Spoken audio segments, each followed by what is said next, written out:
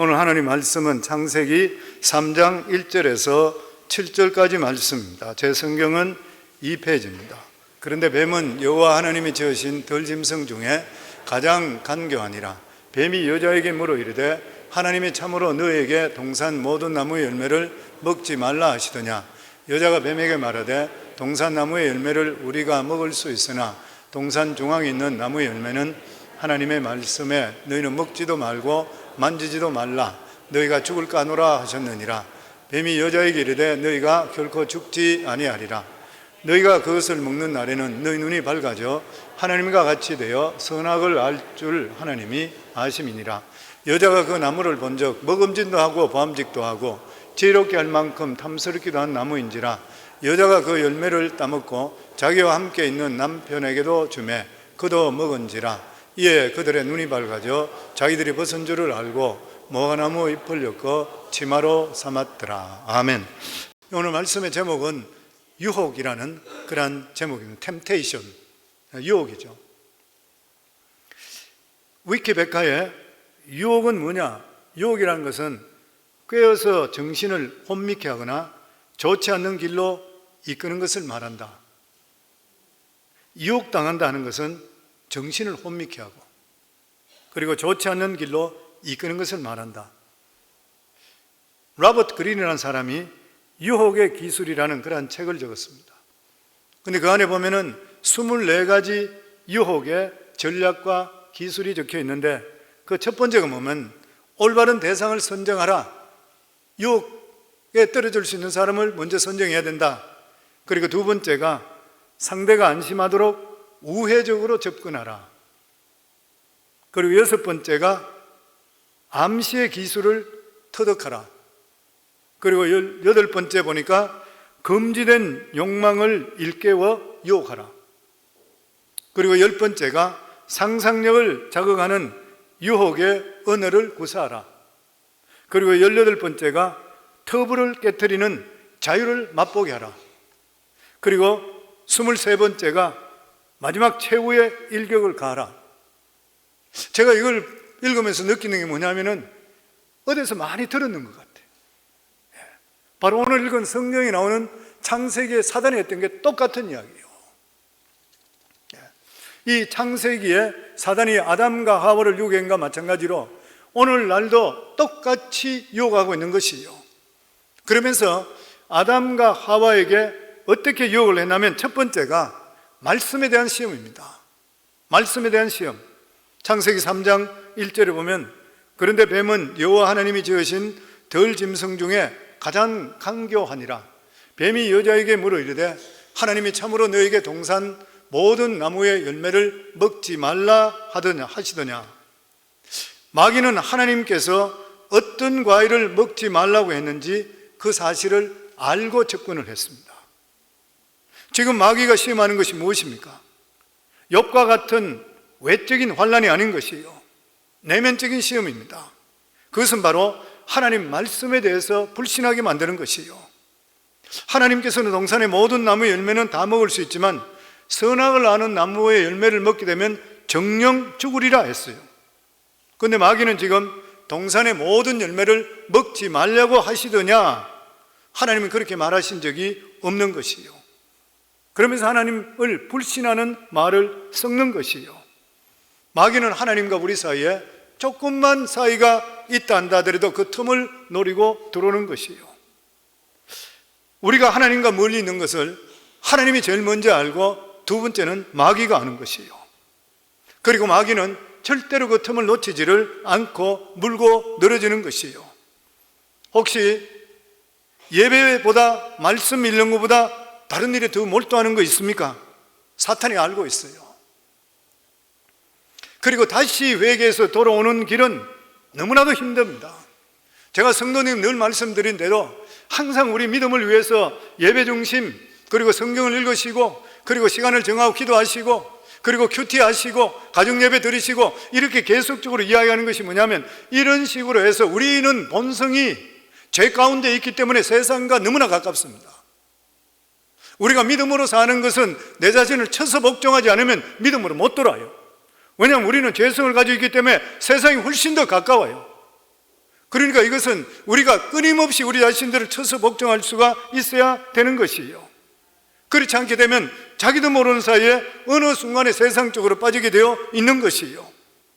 그래서 우리가 예배 드리는 것, 우리 자신이 결단하지 않고는 예배 못 나옵니다. 사단이 그냥 두질 않는 것이에요. 사단이 절대로 우리를 방관하지를 않는 것입니다. 바른 믿음 안에 바른 말씀 안에 사는 것이 얼마나 중요한 일인지를 모르는 것이에요. 그래서 사단이 막는 것이에요. 유명한 빌리그램 목사님이 자유주의가 강한, 색채가 강했던 그러한 신학을 했었습니다. 그런데 그 대학 교수님의 강의에 성경은 문학 작품이고 사람이 지은 책이요 하나님의 말씀이 아니라 그랬습니다. 그러면서 하나님 말씀의 권위를 계속적으로 낮추어서 가르쳤습니다. 오늘날도 그런 신학교가 너무나 많이 있습니다. 대학교 교수라고 신학 교수라고 다 구원받은 것으로 착각하지 마세요. 성령 받지 못한 사람이 수도 없이 많이 있는 것이에요. 그래서 이 빌리그램 목사님의 믿음이 흔들리기를 시작했습니다. 성경이 하나님 말씀이 아니라면 내가 대관절 무엇을 믿어야 한단 말인 것인가? 이러한 고민에 빠지게 되었습니다. 이렇게 고민 중에 하루는 달밤에 학교 동산에 올라가서 성경을 가슴에 안고 하나님께 부르짖습니다. 하나님, 이 성경이 문학 작품이라 그럽니다. 제가 강의를 들으면 들을수록 내가 가지고 있는 믿음이 점점 사라지고 있습니다. 하나님, 어떻게 하면 좋습니까? 이렇게 했을 때 성령이 그의 마음에 이렇게 말씀합니다.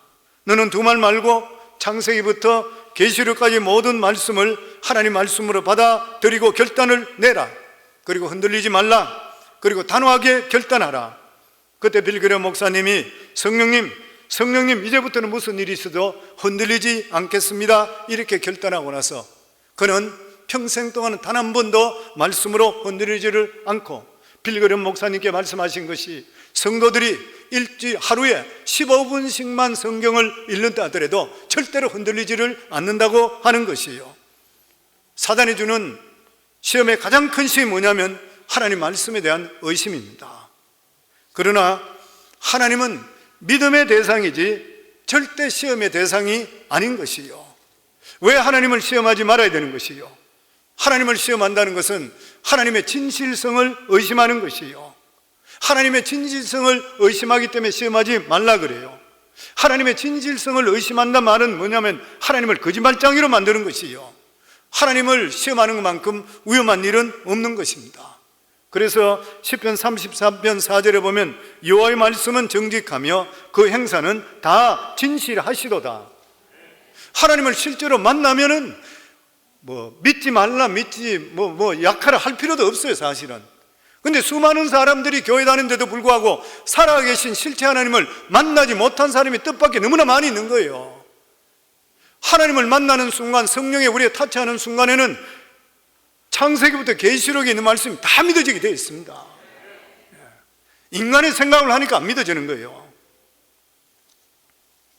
광야에서 하나님을 시험한 이스라엘 백성들이 결국 하나님부터 어떻게 됐습니까? 버림받고 멸망받았습니다. 이스라엘 백성들이 광야에 들어온 후에 하나님께서는 많은 기적을 체험하게 하셨습니다. 창이라는 홍해수에 모세가 지팡이를 댐을 통해 홍해수가 갈라졌습니다. 마라의 선물이 단물로 갈라졌습니다. 수많은 기적들이 어마어마하게 많이 일어났습니다. 그럼에도 불구하고 이스라엘 백성들이 광야길에서 조금만 어려우면 하나님께 원망불평했습니다. 출애굽기 17장 7절에 보면 마사에서 하나님을 시험했다 그랬습니다. 그는 이곳 그곳 이름을 마사라 또는 머리바라 불렀으니 이는 이스라엘 자손이 다투었으며 또는 그들이 여호와를 시험하여 이르기를 여호와께서 우리 중에 계신가 아닌가 하였습니다. 머리바 반석, 돌로 되어 있는 그곳에 물이 하나도 없었던 것이요, 황막한 광야인 것이요, 바위 투성인 것입니다. 자기들도 목이 말랐고 짐승들도 목이 말라서 비틀거렸습니다. 그런데 하나님께서 여기까지 이끌어 주셨다면 이 문제도 해결해 줄 거라 믿고 하나님께 기도했어야 되는데도 불구하고 그 사람들이 그렇게 하지 않았어요. 과연 하나님이 살아계시냐? 우리가 하나님을 시험해보자. 이 메마른 땅에도 하나님께서 물이 나오게 할 수 있는지, 하나님의 실력이 있는가 우리 시험 한번 해보자. 이렇게 했을 때 하나님께서는 10가지 재앙을 통해 이스라엘 백성들을 출애굽시켜 주셨고, 하나님께서는 모세 지팡이를 통해서 이 홍해수를 갈라주시고, 그리고 마라의 선물을 단물로 만들어 주시고, 하나님의 놀라운 기적과 역사를 수도 없이 일으킨데도 불구하고 이스라엘 백성들은 하나님을 의심했습니다. 얼마나 괘씸했겠어요, 하나님께서. 그러니까 하나님께서 모세의 명에서 무리발 반석을 쳐면서 물이 폭포수 쏟아처럼 쏟아지게 만들었습니다. 그리고 나서 그 다음에 어떻게 했습니까? 자기들이 했던, 하나님을 불신했던 거기에 대해서 아멜렉 족속을 보내서 생명까지 위태롭게 만들어버렸습니다. 하나님을 시험하면 반드시 하나님께 꾸중을 듣고 채찍을 맞게 되어 있는 것이에요. 왜냐하면 하나님을 시험하는 것은 배후에 사탄이 역사하기 때문인 것입니다.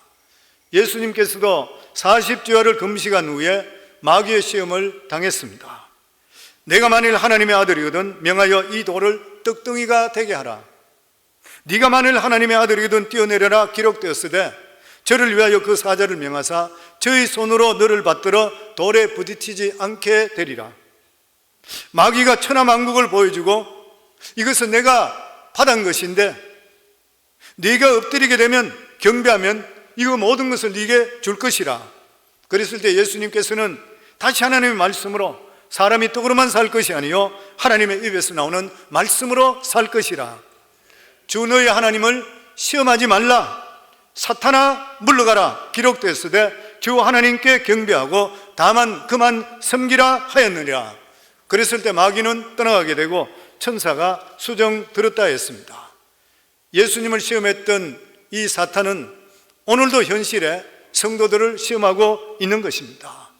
예를 들어서 오늘같이 주일날인데 주일 성수 한번 시험해봐라. 주일날 교회 안 가도 별일 없을 거다. 집에서 TV나 인터넷을 통해 그냥 예배 드리고 피곤하면 그냥 집에 쉬어라. 아니면 낚시 가라.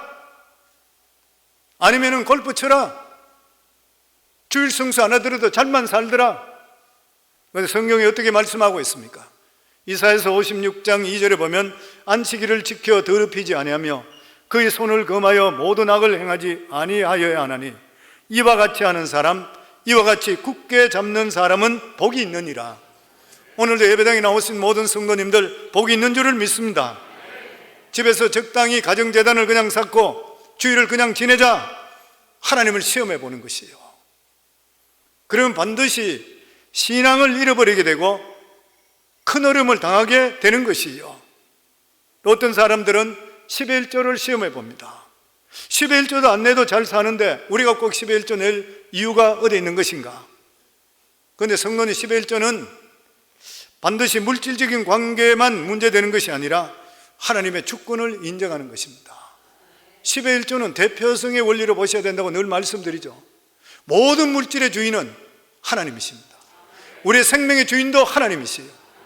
모든 물질의 주인은 하나님이신데 이 주인이라는 것을 우리가 대표성으로 무엇을 증명할 수 있습니까?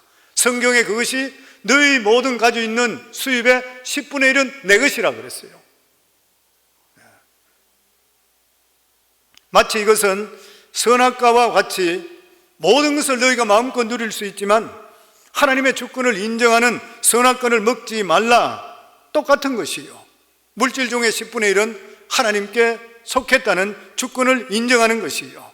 그런데 사람들은 11조 안 내고도 예수 잘 믿을 수 있고 11조 안 내고도 축복받을 수 있으니까 어디 한번 시험해보자, 한번 안 내보고 견뎌보자, 마귀가 시험해보라고 하는 것이요. 이것은 굉장한 시험인 것입니다. 11조 나중에 안 내고 난 다음에 오는 것은 꼭 물질적인 시험이 아닌 것이요. 영적인 시험이 다가오게 되고 신앙이 떨어지게 돼 있고 가정적인 풍파가 다가오는 것이요. 어떤 분이 그렇게 이야기했죠. 우리가 11조 내지 않으면 어떤 방법에 병이 나서든지 치료비든지 어떤 방법이든지 간에 11조 내게 되었다, 그렇게 말씀하죠. 그리고 성도님들, 물질이 생명과 같기 때문에 교회 신앙생활 하면서 11조 하다가 안 하는 사람은 영적으로 뚝 떨어져 버린 거예요. 교회에서도 보면 성도님들 중에서 11조 쭉 하다가 11조 안 하면 분명히 그 사람 영적으로 병들어 있습니다. 11조 하다가 감사헌금 하다가 그 다음에 주중헌금으로 돌려버린 사람이 있어요. 성도님 뭐예요? 우리가 은혜 받으면 10의 1조 아니라 드리고 드리고도 더 드리고 싶어요. 은혜가 떨어지면 어떻게 해요? 본전 생각나, 본전. 돈 드리는 것이 그렇게 아까워지는 것이에요. 그러니까 돈하고 상관없으면 천만에. 또 어떤 사람들은 음란과 세속의 삶을 시험해보자 그래요. 예수 믿는다고 해서 꼭 마음과 뜻과 정성을 다해서 거룩하게 살 이유가 어디 있나? 이 세상 세속대로 적당히 방종하며 살아보자. 뭐 적당히 예수 믿으면서 음란하고 세속적인 그런 삶을 살아보자. 과연 하나님이 어떤 징계를 내리시나 시험해보자. 이렇게 생각하는 성도들이 뜻밖에도 많이 있어요. 왜냐하면 아무 일도 아니라는 것 같으니까. 더더욱이나 상당한 그러한 크리스천들이 음란 인터넷을 정기적으로 탐닉한다 그래요. 그러면서도 교회에 왔다 갔다 하고 세상에 취해 살면서 적당히 한번 살아보자. 과연 하나님이 진노하시나? 성령 하나님 모를 것 같아요. 하나님 어디 계세요? 성령으로 우리 속에 계시잖아요. 우리의 생각과 안고 일었음을 다하시는 분이 하나님이시요. 고린도전서 3장 16절에 17절에 보면 너희가 하나님의 성전인 것과 하나님의 성령이 너희 안에 거하시는 것을 알지 못하느뇨. 누구든지 하나님의 성전을 더럽히면 하나님이 그 사람을 멸하시리라. 하나님의 성전은 거룩하니 너희도 그러하니라. 하나님의 성령이 우리 속에 계시니까 성령으로 말미암지 않고는 예수 그리스도를 주라 시인 못한대요. 그러니까 예수 그리스도 주라고 시인하시는가요? 그럼 우리 속에 누가 계셔요? 성령이 계시잖아요. 성령이 어떤 분이시라고요? 거룩한 하나님이세요. 거룩한 하나님이시기 때문에 우리의 생각을 다 알고 계세요. 음란 사이트 보고 있는 거 다 알고 계세요. 게임하고 있는 거 다 알고 계세요. 우리가 나쁜 생각하는 거 다 알고 계세요. 하나님께 다 알고 계시다고 하는 것이에요. 보면 디모데후서 2장 21절에 보면 그러므로 누구든지 이런 것에 자기를 깨끗하게 하면 귀히 서는 그릇이 되어 거룩하고 주인의 쓰임에 합당하여 모든 선한 일에 예비함이 되리라 말씀하고 있는 것입니다. 우리가 믿고 순종하고 사는 것이 어때다? 세상에 취해서 부정부패하고 음란 방탕하게 사는 것이 재미있게 살고 지혜로운 삶이다. 하나님께 이렇게 시험하는 그런 사람 반드시 심판당한다고 우리에게 성경에 말씀하고 있는 것입니다. 성도님들, 하나님 말씀은 살아있습니다. 아멘. 하나님 말씀을 시험하지 않기를 바랍니다. 하나님 말씀은 무조건 순종하고 지킬 때 하나님의 능력이 임하게 되어 있는 것이에요. 그리고 두 번째로 우리가 이렇게 유혹당하지 않기 위해서는 말씀을 정확하게 알아야 돼요. 창세기 3장 2절에 3절에 보면 여자가 뱀에게 말하되 동산나무의 열매를 우리가 먹을 수 있으나 동산 종악에 있는 나무의 열매는 하나님의 말씀에 너희는 먹지도 말고 만지지도 말라 너희가 죽을까 하노라 하셨느니라. 하와는 하나님의 말씀을 모르는 것이 아니라 알았습니다. 그런데 하나님 말씀을 정확하게 붙들질 않았던 것이요. 정확하게 안 붙들었습니다. 왜 그런 것입니까? 하나님 말씀을 자기 욕심 때문에 희망 따라서 믿었던 것이요. 희망 따라서. 이것은 성도님들 굉장히 심각한 불신입니다. 많은 성도님들이 교회 나와서 예수 믿는다 하는데도 불구하고 하나님 말씀을 자기 처지에 맞춰서 각색합니다. 자기가 좋아하는 말씀은 받아들이고 자기가 싫어하는 말씀은 받아들이지 않는 것이요. 그리고 믿음대로 살아야 되겠다 그러고 교회 안에서는 기도하는데도 불구하고 예배당을 나가서 실제적인 환경적인 일에 부딪히게 될 때는 슬쩍 지나가 버려요. 수많은 사람들이 교회 예배당에 와서 기도하면서 눈물 흘리고 기도해요. 그리고 예배당 문을 나가고 나서는 영 딴판으로 살아가 버려요. 하나님의 말씀을 정확하게 붙들지 않으면 어떻게 돼요?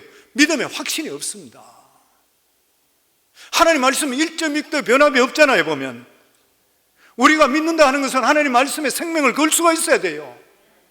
하나님 이렇게 말씀하셨잖아요. 성경에 보면 성경의 믿음의 선진들이 뭐예요? 하나님 이렇게 말씀하셨잖아요. 그 말씀이 나에게 임하게 해주시옵소서. 확실하게 아셔야 되는 거예요. 확신이 없는데 어떻게 생명을 걸 수 있어요? 나 같은 자가 예수가 있는 것을 확실히 모른다면 왜 예수를 믿고 왜 목사가 됐어요? 더더욱이나 하와는 하나님 말씀에서 심판의 조항을 약화시켰습니다. 하나님께서는 너희가 먹는 날에는 반드시 죽는다 그랬어요. 심판의 부분을 분명하게 말씀했습니다. 히브리 원어의 말에는 반드시 죽는다를 죽고 죽는다 그랬어요. 피할 길이 없이 반드시 죽는다. 근데 여자는 죽을까 하노라, 무슨 말이에요? 혹시 죽을지도 모른다는 식으로 약화시켰습니다. 이것이 오늘날 강단에서 목회자가 범하기 쉬운 그러한 죄인 것이요, 듣는 사람들이 듣기 싫을까 해가지고 상처받을까 해서 위로의 축복의 말씀만 선포하는 것이요, 심판에 대한 말씀도 그렇게 하면 좋지 않습니다, 이 정도로 끝나버리는 것이요. 근데 성경에 보면 어땠습니까? 타락한 제사장을 상징하는 엘리 제사장은 자기 아들 홈니와 비느하스가 제사장인데 성전에 있는 여인과 관계를 맺고 하나님께 드리는 제물을 자기 마음대로 유행했어요. 그럴 때 엘리는 그 아들들에게 너희가 좋지 못한 소문이 들리니 그러면 안 되는 거 아니냐, 이렇게 지나가 버렸어요. 결과적으로 어떻게 돼버렸습니까? 자식들 전쟁에 심판받아 다 죽어버리고 엘리 제사장 그 소식 듣고 걸상에 앉았다가 뒤로 넘어지면서 목이 부러져서 죽어버렸어요. 하나님 말씀을 절대적으로 희석시켜서는 안 되는 것입니다. 하나님 말씀은 한마디 한마디가 하나님의 의도대로 해석되고 적용될 수가 있어야 되는 것이요, 내가 좋아하는 말씀만 취하고 싫어하는 말씀을 버리게 될 때는 그것이 죽음이고 멸망입니다. 강단에 선포되는 설교도 마찬가지인 것이요, 내가 좋아하는 설교는 아멘하고 내가 듣기 싫어하는 그러한 설교는 싫어하는 것, 이런 사람은 영혼이 죽어요. 발전이 없는 것이에요. 성령의 역사가 일어날 수가 없는 것이에요. 창세기가 첫 번째 주어진 사람이 누굽니까? 이 말씀이 출애굽에 있는 이스라엘 백성들에게 모세를 통해 주셨던 그런 말씀입니다. 모세를 통해 주시면서 여자가 하나님의 주신 말씀을 각색하다가 저주를 받았다. 너희들도 분명히 알아야 된다. 하나님 말씀은 그대로 받아들이고 그 의도대로 너희들은 살아야지 그게 생명이고 능력이다.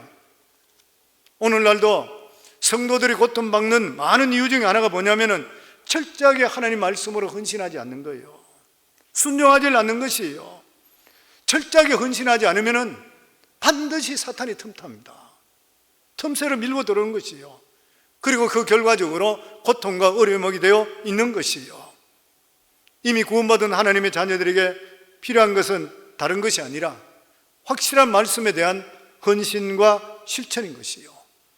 성령 예배가 뭡니까? 우리가 예배가 대간절 무엇인 것이요? 왜 예배에다 생명을 걸라 그래요? 예배는 거룩하신 하나님의 보좌에 나오는 것이 예배입니다. 설교 시간에 말씀을 통해 하나님을 대면하셔야 돼요. 하나님 말씀을 설교를 통해서 하나님께서는 설교자의 설교를 통해 하나님 얼굴을 보여주시는 것이에요.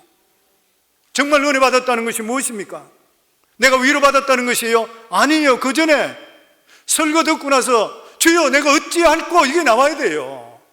내가 그대로 살지 못하고 있는데 내가 어떻게 하면 좋습니까? 가슴을 칠 수가 있어야 돼요. 그 다음에 우리 마음속에 위로가 있고 기분 좋게 하는 것은 다음 이야기요. 순서가 바뀌어서는 절대로 안 되는 것이에요. 이게 순서가 바뀌면 사람이 안 변해. 아무리 교회 예배당에 오래 다녔다 하더라도.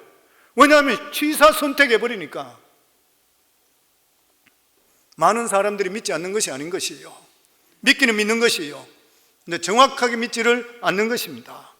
자기가 좋아하는 부분엔 열심을 내고 자기가 싫어하는 부분은 팽개치고 관심도 갖지 않고 참석도 하지 않아요. 그래서 교회에서도 기도해야 한다, 훈련한다 하면 잘 안 모여요. 근데 교회에 유명한 사람 불러서 그냥 간증한다, 아니면 찬양한다, 쇼한다 이러면 수도 없이 사람들이 몰려들어요. 보면 중직자라고 하는데도 불구하고 보면 그런 사람이 얼마나 많이 있는지를 모르는 것이에요. 그렇게 신앙생활하면서 무슨 복을 받을 수 있어요? 하나님이 아시는데 이게 무슨 사고방식이요? 하와의 사고방식인 것이요. 관점이 잘못되는 것이요. 어떻게 하면 내가 교회 와서 그냥 위로받고 내 그냥 기분이 좋을 것인가? 스트레스 푸는 것이잖아요. 하나님 말씀을 들을 때 가슴을 쳐야 되는 것이에요. 내가 그렇게 살지 못했는 것, 주신 은혜 때문에 눈물 흘리고 가슴 쳐는 것이 그게 예배잖아요. 교회에서 심판 이야기하면 좋아하는 사람은 없습니다. 목회자도 마찬가지예요. 심판 이야기하면 성도들을 우리 다 얻어주고 굳어주고 나갈 때 나한테 인사도 잘 안 하고 눈도 잘 안 맞추고 가는 사람 있어요. 왜 자꾸 심판에 대해 이야기하냐는 거예요. 불편하다는 것이죠. 예전에 어떤 우리 교회 계시는 목회자 사모였었는데 이분은 목사님 먼저 돌아가셨어요. 근데 가정 얘기 설교만 하고 나면 나한테 찾아와서 목사님 제발 좀 하지 마세요 그래. 그 왜요? 그러면 남편한테 잘못한 게 너무 뼈가 사무치도록 부딪힌대요. 그러면 회개하면 되잖아요. 내가 듣기 싫다는 거예요. 그냥. 그러니까 어떻게 돼? 발전을 못해. 우리가 심판을 확실히 알아야 되는 이유가 됐어요. 하나님의 사랑이 얼마나 큰 사랑인지, 얼마나 귀한 사랑이라는 것은 심판을 알아야 알 수 있는 거예요. 우리 같은 자는 전부 다 영원히 멸망할 수밖에 없어요. 그런데 하나님께서 우리 같은 자를 사랑해 주시어 예수 그리스도의 십자가의 사랑을 통해 우리를 건져 주셨어요. 심판이 없다면 사랑이 그렇게 큰 줄을 절대 알 수 없어요. 하나님을 두려워하지 않는 자가 어떻게 하나님을 사랑할 수 있습니까? 하나님을 경외하는 자, 하나님을 경외하는 것, 그것이 모든 지식의 시작, 기본이라 그랬습니다. 그런데 경외란 말이 fear the Lord잖아요. 두려움입니다. 하나님을 두려워하지 않는 사람이 하나님을 어떻게 경외할 수가 있는 것이죠. 그렇기 때문에 말씀에 온전히 목숨 걸지 않는 사람은 시험을 이기지를 못하는 것이에요. 구원받은 하나님의 자녀들은 항상 자신에게 일어나는 여러 어려움을 통해서 자기 자신의 신앙의 현주소를 확인하셔야 됩니다. 구원받은 자의 표시가 무엇인지 아십니까? 그것은 정말 내 자신이 내 생각을 쳐서 하나님 말씀에 복종하는 삶을 살고 있는 것인가? 내가 올바른 신앙생활을 내가 하고 있는 것인가? 하나님께서 우리에게 염려하지 말라 그랬다면 내 살아가는 삶 속에 경제적으로 힘들고 어려운 일이 있다 한다 하더라도 무엇을 입을까, 무엇을 마실까, 무엇을 먹을까, 내가 지금 염려하지 않고 있는 것인가? 자기 자신을 돌아보면 돼요. 그런데 실제적으로 입을 것도 없고 먹을 것도 내가 없어요. 이게 진짜 시험이잖아요. 이런 가운데서도 하나님을 의지하고 내가 지금 기도하고 있는 것인가? 아니면 내가 하나님을 원망하고 있는 것인가? 자기 자신을 보면 돼요. 성도님, 복음은, 하나님 말씀은 이러면 좋다 이런 것이 없습니다. 복음은 굉장히 원색적이요. 그런데 사람들은 너무나 세련되고 고상하게 믿으려고 그래요. 이런 사람들은 진리의 구경꾼이 되지 진리의 능력이 나타날 수가 없는 것입니다. 오늘 얼마나 수많은 사람들이 이 구원 밖에 있으면서도 불구하고 구원 안에 있는 것으로 착각하고 살아가는지를 모르는 것이에요. 하나님 말씀을 통해서 우리에게 나타나서 말씀하고 계시는 것이에요. 이 말씀을 깨닫고 실행하는 것이 성령의 도움이 나타나게 되는 것이고 우리의 살 길인 것이에요. 그리고 마지막으로 사탄이 하와를 시험할 때 어떻게 시험했냐면 바라봄의 법칙으로 시험했습니다. 유혹했던 것이죠. 4절과 5절에 보면 뱀이 여자에게 이르되 너희가 결코 죽지 아니하리라. 너희가 이것을 먹는 날에는 너희 눈이 밝아져 하나님과 같이 되어 선악을 알 줄을 하나님이 아심이라. 사탄은 하나님의 바라봄의 법칙을 욕심의 법칙으로 바꾸어서 인간을 타락시켰습니다. 하와는 바라봄의 법칙으로 선악과를 바라보게 되었고 실제로 행동으로 옮기게 되었고, 욕심이죠. 하나님이 하지 말라고 했던 것은. 성도들도 마찬가지잖아요. 돈 따라가면 죽는 거 아는데도 돈이 너무 좋은 거예요. 그게 따라가는 것이에요. 그러다 망하는 것이에요. 보면 사탄은 인간에게 욕심을 충동질합니다. 멀쩡한 사람이 왜 망하는 것이에요?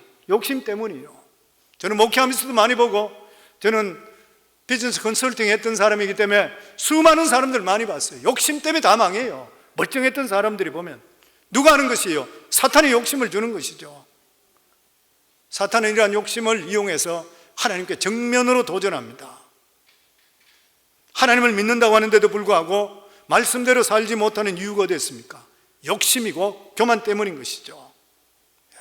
이렇게 여자가 마음을 지키지 못했을 때 어떻게 되었습니까? 창세기 3장 6절에 7절에 이렇게 말씀합니다. 여자가 그 나무를 본즉 먹음직도 하고 보암직도 하고 욕심이 돌아버리니까, 예전에는 전혀 그것이 감이 없었는데 보니까 탐욕하기 시작하는 거예요. 지혜롭게 할 만큼 탐스럽기도 한 나무인지라 여자가 그 열매를 따먹고 자기와 함께 있는 남편에게도 주매 그도 먹은지라 이에 그들이 눈이 밝아져 그들이 벗은 줄을 알고 무화과 나무 잎을 엮어 치마로 삼았더라. 아담과 하와는 드디어 무슨 죄를 범하고 말았습니다. 어려움이 온다고 해서 다 시험이 되는 것은 아닌 것이에요. 중요한 것은 어려움이 왔을 때 우리가 어떤 태도를 갖느냐가 중요한 것입니다.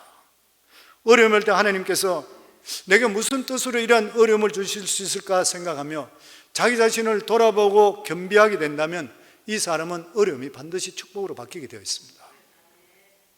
그런데 내가 뭐가 잘못했다고? 왜 나에게 이런 일이 나는가? 원망하고 불편하게 될 때는 진짜 시험이 돼요. 그래서 성도님들, 우리 삶 속에 어려움이 올 때 절대적으로 조심할 것이 입술을 조심해야 됩니다. 생각은 얼마든지 할 수 있어요. 내가 원망할 수 있습니다. 나에게 왜 이런 일이 날 수 있나? 발설해서 안 돼요. 왜 그런 것이요? 하나님께서는 우리 입에 나오는 말을 듣고 계시기 때문에 그래요. 어떤 분들은 그런 이야기해요. 어려움이 생기면 어떤 분들 제가 메일을 받아보니까 어떤 분들은 믿음 있다고 하고 이런 분들은 불구하고 어떻게 하나님 이럴 수가 있습니까? 하나님을 원망합니다. 막 이렇게 오는 것도 있어요. 보면은 그거 읽어본 적도 있어요. 보면 믿음의 척도는 무엇인 것이에요? 아무리 우리 삶 속에 어려운 일이 있다 한다 하더라도 마음속으로는 가질 수 있죠. 왜 이런 일이 생기는지, 자녀들 중에 병이 든다든지 죽을 병에 걸린다든지 정말 힘든 일이 사업이나 어떤 있으면 올 수 있죠. 그렇지만 딱 그 말이 생각나는 순간에 입술로는 하나님 바꾸어서 우리 입술에는 범사에 감사를 했으니까 범사에 감사하기를 주의 이름으로 축원합니다. 그래야 문제가 해결돼요. 사탄은 여자를 욕심의 법칙으로 나무 열매를 보게 했습니다. 욕심으로 그 열매를 보게 되니까 열매가 하나님의 약속보다 더 능력 있어 보이고 지혜롭게 보이고 축복을 더 줄 것 같이 보였던 것이요. 그러자 이제 진짜 시험이 되어버리고 말하는 것이요. 하와는 욕심으로 인해서 잘못된 바라봄의 법칙을 사용함을 통해 범죄하고 말았던 것입니다. 그렇기 때문에 성도님들, 믿음은 바라는 것이 실상이라 그랬으니까 바라봐야 돼요. 그런데 우리가 바라보는 것은 하나님의 주시는 말씀을 따라 바라볼 수 있기를 주의 이름으로 축원합니다. 말씀은 1.1학도 없어짐이 없이 다 이루어져요. 히브리 4장 12절에 보면 하나님 말씀은 살았고 운동력이 있대요. 하나님 말씀은 살아계십니다. 하나님 말씀은 유기체이고 생명력이 있어요. 우리가 하나님 말씀을 사랑하면 하나님 말씀은 능력이 나타납니다. 하나님 말씀을 무심하게 대하시면 아무 일도 안 일어나는 거예요. 하나님 말씀은 살았고 운동력이 있어 좌우의 날선 어떤 것보다도 예리하여 혼과 영과 및 관절과 골수를 찔러 쪼개기까지 하며 또 마음의 생각과 뜻을 감찰하나니, 무슨 말이에요? 하나님 말씀을 생각하고 묵상하라는 것이에요. 하나님 말씀은 살아있다는, 무슨 말이에요? 살아서 우리 속에 들어와 역사하려고 준비하고 계십니다. 하나님 말씀은, 믿음은 바라는 것들의 실상이라 그랬어요. 그 말씀이 이루어질 것을 상상하며 살아갈 수가 있어야 돼요. 왜 그래요? 성경에 보면 믿음의 선진들은 다 믿음의 법칙을 사용했습니다. 아브라함도 조카 롯을 떠나보내고 나서 하나님께서 네가 바라보는 동서남북을 바라보라. 네가 보이는 모든 네 땅을 내가 주기라. 아브라함의 손자였던 야곱도 이 아브라함 할아버지의 믿음을 가지고 라반에서 종살이하고 부인 둘이 얻는다고 14년, 그리고 싹 받는 일로 하면서 6년, 20년 동안 일하면서 있을 때 라반이 수십 번이나 번역했다. 돈 주는 걸 자꾸 바꿨다는 거예요. 근데 이 야곱이 어떻게 했습니까? 자기에게 이 양들에서 태어나는 것 중에 흰 양들을 자기가 관리하는 데 태어난 중에 알록달록 색깔이 있는 것이 태어나게 되면 내 삭으로 달라 그랬잖아요. 있을 수가 없는 일이죠. 흰 양들이 어떻게 알록달록한 것이 나타날 수 있어요? 근데 그때 야곱은 어떻게 했습니까? 나는 할아버지부터 이야기를 들었다고 생각해요. 아브라함으로부터. 그래서 물 먹으러 오는 시냇가에다가 신풍나무, 단풍나무, 버드나무를 색깔 있게다가 칼로 가지고 삐끼를 시작했어요. 그러고 나서 거기다가 하나님께 기도합니다. 하나님, 여기서 이 양들이 교미하고 나서 새끼를 낳을 때에 튼튼하고 건강한 것들은 색깔 있는 거 나오게 해서 기도했어요. 그게 상식적으로 맞아요. 그런데 어떻게 됐습니까? 정말 건강하고 튼튼한 것들은 색깔 있는 걸 태어나기를 시작했습니다. 성경을 통해 우리에게 분명히 말씀해 주시고 있어요. 그렇기 때문에 우리 믿는 사람들은, 성도는 이 말씀을 믿는다면 우리에겐 절대로 절망하면 안 돼요. 우리는 할 수 없지만 하나님께 하셨으니까 이 말씀 붙들고 나서 영롱한 꿈을 꾸고 하나님께 기도하면 하나님께 역사해 주시게 되어 있는 것이에요. 성경에 보면 우리에게 영롱한 꿈을 꾸고 바라보라 그랬어요. 빌립보 2장 13절에 보면 너희 안에 행하신 이는 하나님이시니 자기의 기쁘신 뜻을 위하여 너희에게 소원을 두고 행하게 하시나니, 꿈을 가지세요. 우리 마음속에 가지세요. 믿음의 꿈을 가지세요. 내가 하나님 기뻐하는 일을 살겠습니다 작정하면서 꿈을 가지시게 되면 하나님께 그것을 실제로 우리 속에 이루어 주시게 되어 있는 것이에요. 소원은 꿈으로 변화되게 되어 있는 것이에요. 분명히 믿음은 내 마음에 바라는 것의 실제가 나타난다 그랬어요. 보지 못하는 것들의 증거라 그랬어요. 하나님께서는 에베소 3장 20절에 보면 너희 가운데서 역사하시는 능력대로 우리가 구하거나 생각하는 모든 것에 더 넘치도록 능히 하실 이에게 우리가 구하라는 말씀이에요. 우리가 생각하는 것보다 훨씬 좋은 것으로 하나님께 우리에게 허락해 주신다고 하는 것이에요. 믿음을 가지고 계시면 불가능이 없습니다.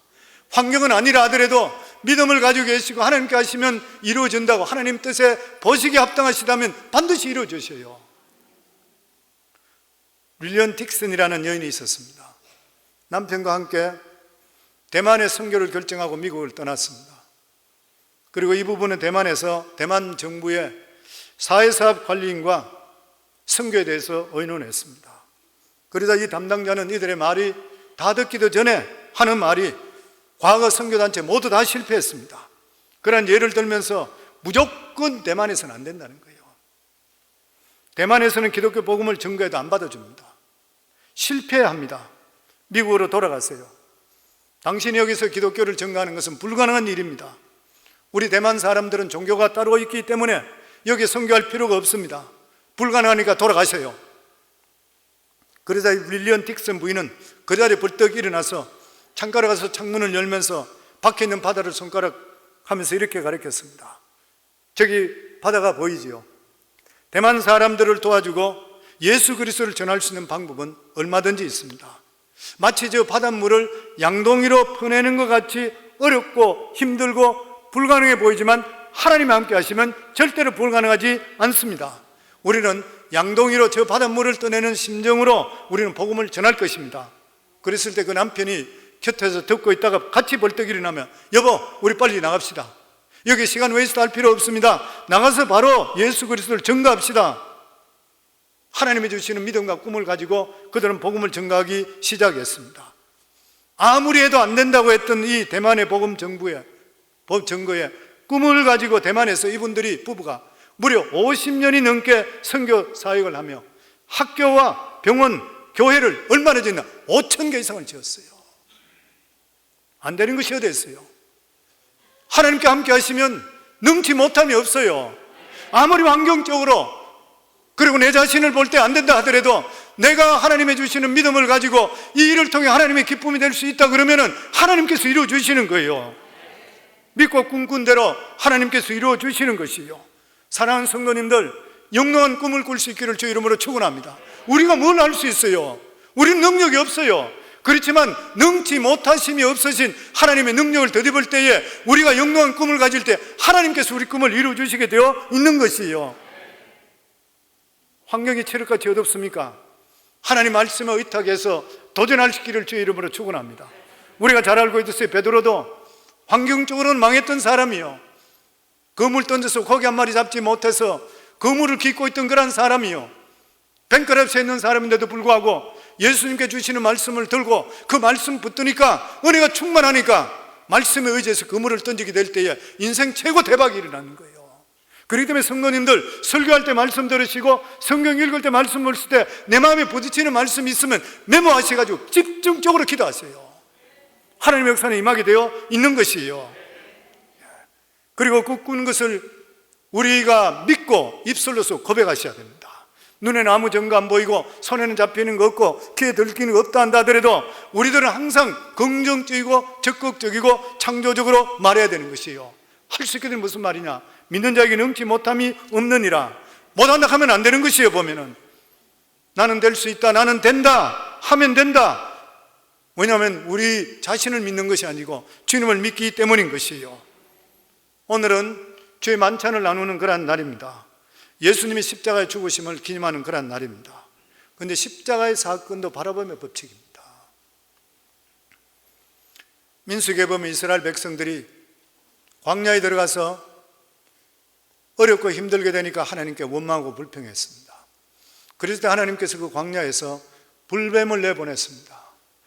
이 불뱀에 물린 자들은 온 몸이 붓고 푸르고 붉게 되면서 급속도로 죽어갔습니다.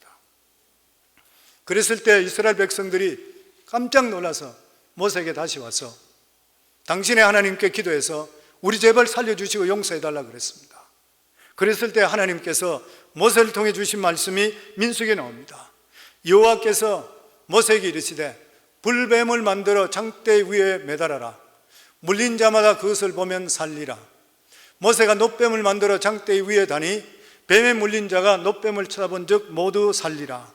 얼마나 놀라운 사실이요. 불뱀에 물린 자가 장대 높이 달린 놋뱀을 보는 자가 사는 것이에요.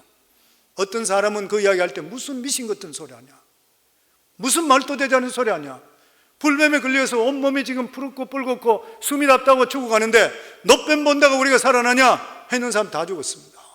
광야에 다 죽었던 것이에요. 그런데 바라봄의 법칙을 따라서 하나님께 말씀하셨으니까 그 놋뱀을 바라보는 자가 놋뱀과 눈이 마주치는 순간에 하나님의 능력이 그에 따라 들어와서 병치유가 역사가 나타나고 그 사람의 병이 그 독이 없어지고 살아나는 역사가 나타났다고 하는 것이에요. 이게 바라봄의 법칙인 것입니다. 예수님도 바라봄의 법칙을 똑같이 말씀했습니다. 요한복음 3장에 보면 산헤드린 회원이요 그리고 율법사였던 니고데모가 예수님께 찾아왔을 때에 예수님께 똑같이 말씀합니다. 요한복음 3장 14절에 모세가 광야에서 뱀을 든 것 같이 인자도 들려야 하리니 이는 그를 믿는 자마다 영생을 얻게 하려 하심이라. 놋뱀을 보는 것과 마찬가지로 나를 바라보는 자마다 어떻게 예수 믿고 바라보면서 구원받을 수 있냐 하는 자마다 안 믿는 자는 지옥 가고 믿는 자는 구원받는 역사가 임한다는 것이에요. 왜 그런 것이에요? 예수 그리스도 십자가에 못 박혀 죽으심을 통해 우리가 예수 그리스도를 바라보는 자마다 모든 죄악과 저주를 예수님께서 십자가에 당하시고 죽으셨기 때문에 예수 그리스도 믿음을 통해 하나님께서 우리가 죄인데도 불구하고 죄가 해결됐다고 해서 의인으로 삼아져서 용서해 주시기 때문인 것이에요. 아담과 하와 이후로 우리 인간은 원죄로 말미암아 모두 다가 죽을 수밖에 없는 것이고 또 뿐만 아니라 우리는 이 세상에 살아가면서 우리가 짓는 여러 가지 마음으로 지은 죄, 눈으로 지은 죄, 생각으로 지은 죄, 입으로 지은 죄 이런 모든 자범죄로 말미암아 우리는 죄값을 치러서 죽을 수밖에 없는 것이요. 이것을 정하기 위해서 법 앞에 나가면 심판을 받게 되고 윤리와 도덕 가운데 나간다 하더라도 우리 자신을 돌아보면 늑마같이 더럽고 초해요. 저 자신도 마찬가지예요. 죄 시즌 받을 수 있는 길이 없어요. 우리 힘과 노력으로 우리 죄를 해결할 수 있는 길이 없는 것이에요.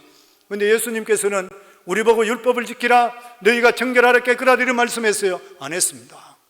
요한복음 8장에 보면 현장에서 간음해서 잡혀왔던 그 여인이 율법사들이나 바리새인들은 율법에 의하면 이 여인을 돌로 쳐 죽이라 그랬는데 예수님은 어떻게 할 것입니까? 그래서 예수님께 말씀하신 뭐였어요? 죄 없는 자가 먼저 쳐라 그랬습니다. 모든 사람들이 양심의 가책에 있어서 뿔뿔이 다 흩어졌을 때 그때서 예수님께서 자리에 앉아있을 때 일어나시면서 그 여인을 보고 너를 정죄하는 자가 어디 있느냐? 여인이 그때서 정신을 차리고 주위를 돌아보니까 아무도 없어요. 주여 아무도 없나이다. 정죄하는 자가 없나이다. 예수님이 뭐라고 그랬습니까? 나도 너를 정죄하지 않으니 다시는 죄를 짓지 말라 그랬잖아요.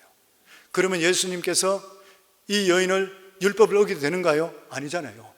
예수님께서 이 여인이 저질렀던 율법에 대한 죄악을 십자가에 예수님께서 대신 그 죄악을 짊어지시고 죽음을 통해 그 연을 용서해 주었는 것이요. 그렇기 때문에 우리 인생에 우리의 모든 과거의 죄, 현재의 죄, 미래의 죄를 해결할 수 있는 분은 오직 십자가에 우리 죄를 위해 돌아가신 예수 그리스도밖에 없는 것이에요. 저는 이것을 10년 동안 교회 다니면서 깨닫지를 못했던 거예요. 그러니까 하나님께서 그렇게 10년 만에 깨닫지 못했을 때 환상 속에 음성이 들려주며 예수가 네 죄 때문에 죽었다는 그 바람 제 인생이 바뀌게 되잖아요. 이게 얼마나 감사한 일인 것이에요. 또 뿐만 아니라 우리들은 우리 삶을 치유받기 위해서 예수님을 바라봐야 됩니다. 아담과 하와 이후로 인간 모두 다는 다 병들었어요. 영이 병들고 도덕이 병들고 마음이 병들고 몸이 병들고 가정이 병들고 생활이 병들고 세계가 병이 들고 역사가 병이 들었어요. 오늘 전 세계 보면 나라가 나라를 민족이 민족을 서로 간에 싸우고 있잖아요. 서로 살상하는데도 불구하고 피 흘리는데도 불구하고 즐거워해요. 미국에서도 보면 아이들을 총 쏴서 학교가 죽인데도 웃고 있고 이런 모습이 나오잖아요. 기가 막힌 일이요. 미움과 분노, 시기, 질투, 원망, 원한 가득 차지하는 데가 어디 있는 것이요. 인간은 가정으로부터 세계 전체가 모두 가시밭길인 것이요. 인간 모두 다는 치료받아야 마땅한 것입니다. 그런데 치료받을 것이 어디 있는 것입니까?